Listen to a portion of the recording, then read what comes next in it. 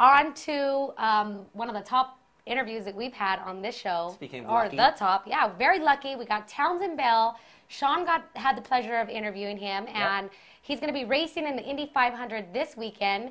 And I'd say he's the biggest name we've had on the show to date. Yeah, definitely as a real race car driver. And, yes. You know, he last year took 4th place. This year he's running with Sam Schmidt Motorsports in actually a Ganassi ride. So, I mean, we're talking some of the best equipment. I would say he's a favorite to win the race, or I'll say I hope he's a favorite to win the race. And it was a great interview because I, as a sim racer, wanted to interview a driver who wasn't pitching sim racing. I mean, he's not working for any company. He just was using sim racing as a tool. So I got to compare notes on how accurate it really is. And he's not an avid sim racer. In fact, he doesn't sim race when he's at home. Right. And like Sean said, he uses it as a tool for practice purposes. Mm-hmm. So he's not, you know, giving his biased opinion on sim racing. We're going to get to compare sim racing with a real IndyCar driver. Yeah. Sean did the interview. Here you guys go. Interview with Townsend Bell, sponsored by SimRaceway.com. So I'm here at CXC Simulations, what's become an Indy 500 state-of-the-art training facility. And I'm here with Townsend Bell, driver of the 99 Ganassi SSM Herbalife Dallara Honda IndyCar. Is that enough of them? Firestone? Firestone. Throw an X-Track, maybe. There you go. And this is a great opportunity because you've been doing a fair amount of sim racing. Is that right? Yeah, I've been coming here about once a week. It's convenient because it's here in Southern California. And right. CXC, in my opinion, makes such a great product in terms of tactile feedback. And I enjoy it. I'm not that good at it, frankly, but I enjoy the challenge, and it helps keep me pretty sharp. Definitely. Let's go back to real-life racing, then I'm going to come back to sim racing. How long have you been professionally racing, and how did you get your start in real-life racing? I started racing professionally in 1997, I guess. That's the first time I made money racing. But I started racing go-karts as a kid, like everyone else. Okay. And you know, back then the extent of video games or simulators was, I think, Super Sprint. I don't know if you remember that. Yeah. That Atari Super Sprint arcade game. And I played a lot of Super Sprint when I was about 10 years old. But I don't think that prepared me at all for a career in racing. No, it just kind of kept the bug going, maybe. Yeah, maybe. Yeah, maybe. All right. And how long have you been sim racing, or maybe when did you consider gaming sort of becoming sim racing? I think I probably just missed the kind of current generation of really high fidelity, you know, full 3D sort of video gaming. And I've always played casually.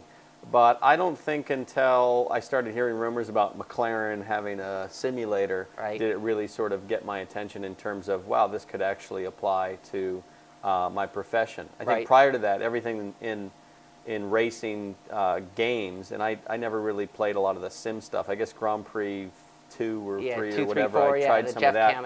That started to get pretty good. And a lot of the other stuff was all just sort of entertainment-based. The tracks weren't accurate at all. And, you know, today the combination of really high-quality hardware and massive investment in software has created something that now is, you know, pretty impressive. Do you consider yourself a sim racer? Not at all. I'm terrified of the thought because it would be pretty embarrassing, I think. I'm a one-lap wonder, and I'm a one-lap wonder 1 out of about 20 times, it seems. But I'm getting better, and I really enjoy the challenge. What I found is that what this really helps me do is sharpen my kind of physical approach to driving and my mental approach to driving. Okay. You know, there's obviously no physical penalty to getting it wrong here, but it's pretty important to kind of coach yourself into remembering that there will be in the real thing. And I found that when I drive this, especially this particular, I've tried lots of them. This is my favorite by far. And when I've tried this and then gone to the racetrack the next day or that week, I find myself so much more ready for, call it, the first 10 laps of the real thing. Right. And that's a big deal. If you look at how expensive 10 laps is in anything, whether it's a shifter kart or an Indy car, it's a nice accelerant to getting ready. Okay.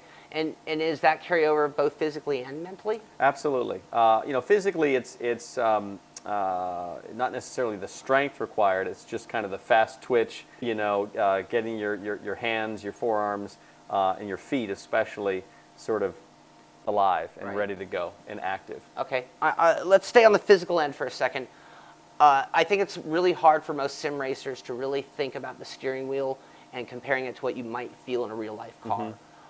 how much force does it take to turn the steering wheel of an Indy car at speed? Is it, I mean... A lot, especially on a road course. Uh-huh. Oval, not so much, because you're dealing with a lot of stagger, you Uh-huh. know, especially on a mile and a half or larger. You know, you're oftentimes kind of releasing the car into the corner. You know, on a short oval, and certainly on a road course, on a permanent road course that has high downforce corners, you're putting a lot of steering load in. Okay. And it starts to get pretty heavy. At some points, I remember early on in Champ Car, I used to race in kart, you know, doing it, my first test at like Road America, you know, going through the carousel there, 140, 150 miles an hour, and the downforce starts to load up. There comes a point where you don't think you can turn at all. It just blocks. You know, it feels like it. Right. And that's how heavy it gets. So Wow. from a physical standpoint, you've got to be, you know, reasonably strong to drive those things. That's something that we've worked on here in helping Chris with development, is try to continue to be able to ramp up the resistance. Well, when you were driving, I noticed that your arms were very ripped, and it looked like a lot of effort going into the wheel. Yeah. I mean, is it comparable, or are we still a little off?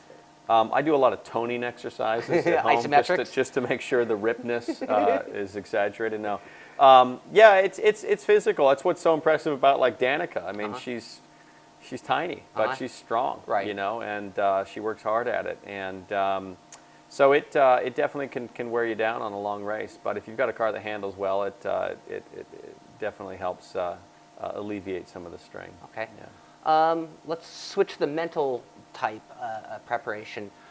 How, I mean, I've heard a lot of different people talk about it, but you know, I want to hear you say, when you're out there, we'll use iRacing, which we're using today as the example. How close are the timing points compared to, you know, from the track? What are you visually seeing? I mean, are the markings that you're looking for, are they the same marks on the track? Do you do things different on the sim than you do? I'm probably asking you 10 questions right there in one. Well, sorry. Here's a guy that came along with the wherewithal to do what he thought was the most accurate thing for software, which is to scan the track, generate that highly accurate 3D point cloud, and that probably is the single most important aspect, is creating a really accurate track surface and model. Right. The second most important thing is to texture and put the assets in place to make it seem, you know, to make it appear like what your eyes would see. And what about the way the car reacts? Is it similar? Is it the same? I think it's pretty accurate. The first time the IndyCar model came out for iRacing and I came here to CXC to drive it, I felt right at home. You know, they took the time to detail the steering wheel, you know, visually. They have a real, you know, Pi Research wheel there. The sound is accurate, and just kind of the general dynamics of just leaving the pits for the first time and the way it feels on cold tires, I thought was pretty good. You mentioned one other thing that kind of led to a question I had, and that's the sound.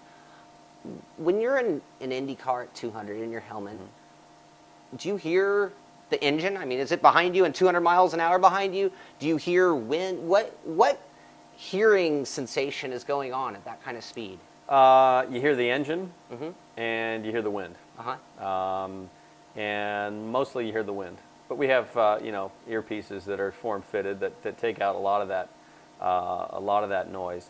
But yeah, sound is pretty important. It's a pretty big part of it. If I were to try to drive, you know, with the sound off, I think I would lose a lot, you know, in that translation. And so, sound's pretty important to me. Do you hear tires squeal? I mean, tires don't really squeal on any car, it seems to me. Do you hear friction of the tire? No, what you hear is, you certainly hear the engine RPM adjust based on rear wheel lockup. So it's a good way of knowing kind of where you are. You'll sometimes hear chatter